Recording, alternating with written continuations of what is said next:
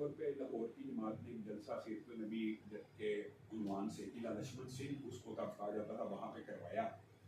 तो लामा साहब जब आखिरी तकरीर किया करते थे तो आखिर में जब पहुँचे तो एक गुलदस्ता आया और वो गुलदस्ता टेबल के ऊपर रख दिया गया। तो वो पाकिस्तान की तहरीक का पहला टाइम नाम था जो ऐन जब लामा साहब तकरीर कर रहे थे और अपने अरूज पे पहुंचे और इस शेर के ऊपर पहुंचे कि काफिर है तो शमशीर पे करता है भरोसा, मोमिन है तो बेतेज भी लड़।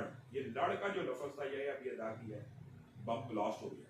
उस वक्त केस टेप रिकॉर्डिंग हुआ करती थी, जो वीडियो बन रही थी ना वो लड़ तक है और उसके बाद एक यानी स्क्रीन वाइट हो जाती है। खैर ये इस बारे में भी बात लोग कहते हैं कि जी वो वीडियो उन्होंने एजेंसियों ने बड़ी देर अपने पास रखी, शायद आगे डिलीट कर दी या वीडियो बन रही होगी, जो भी था। लेकिन वो केसेट के अंदर धमाके के बाद की आवाजें भी मौजूद है, जो टेप रिकॉर्ड चल रही है ना उसके अंदर वो सारी आज भी वो टेप रिकॉर्डिंग में वो आवाजें मौजूद हैं कि क्या हो गया, धमाका हो गया, लामा साहब को पकड़ो, लामा साहब कैसे ये।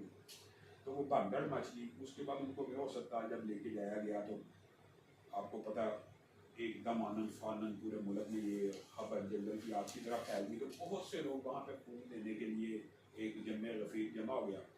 अब दुख और ट्रेजिडी यहाँ से शुरू होती है कि कितना पाए का लीडर, उसके बम ब्लास्ट हुआ, पहले दिन ही मौके के ऊपर 5 शहादतें भी हो गई, FIR नहीं काटी जा रही।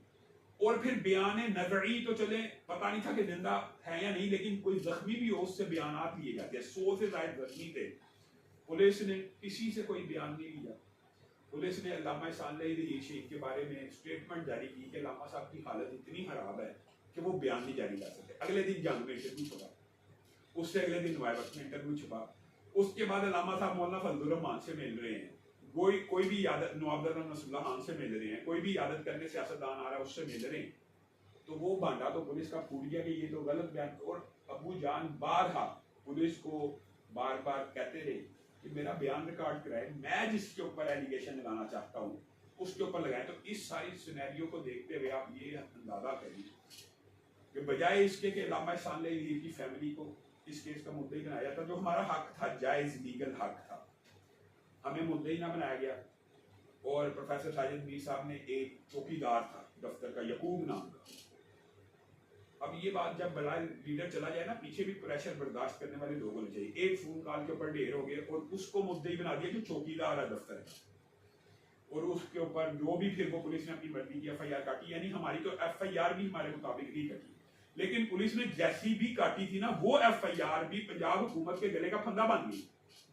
और उसके ऊपर जब कादी अब्दुल कदीर हमोश साहब ने तहरीक चलाना शुरू की तो फिर साजिद मीर साहब को पाले जाना शुरू की, भाई ये तो हमारे खिलाफ ही कंपेन करना शुरू हो गए और ये केस तो FIR तो हमारे खिलाफ ही है, तो हमारे तो FIR में से नाम निकालो। फिर वो एक लंबी दास्तान, आप अगर काली साहब से इस डॉक्यूमेंट्री के वाले से आप मुलाकात करें तो आप उनसे ये तफसील पूछ सकते हैं कि वो कादी अब्दुल कदीर हमोश जो अल्लामा सालेह की शहादत की तहरीक चला रहा था कि कातलों को पकड़ा जाए, अगले दिन अखबार में इश्तिहार छपते हैं लाखों रुपए के कादी अब्दुल कदीर हमोश कातिल है अल्लामा साहब का।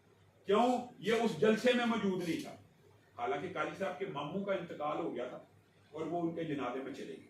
तो इस चीज को कैश करते हुए हुकूमत पंजाब ने लाखों रुपए के इश्तिहार दिए और जिसकी फिर बैक और सपोर्ट साजिद मीर साहब ने की पूरी तरह। काजी साहब को कातिल बनाने में और फिर जमात को बंद किया, फिर मर्कजी ईमेल में चले गए, फिर सेनेटर बन गए। ये सारी की सारी बातें तारीख का स्याह बात। आज भी अल्लामा सालेह की फैमिली का कोई बंदा उनकी कत्ल की FIR का मुद्दा ही नहीं है, चेक कर सकते।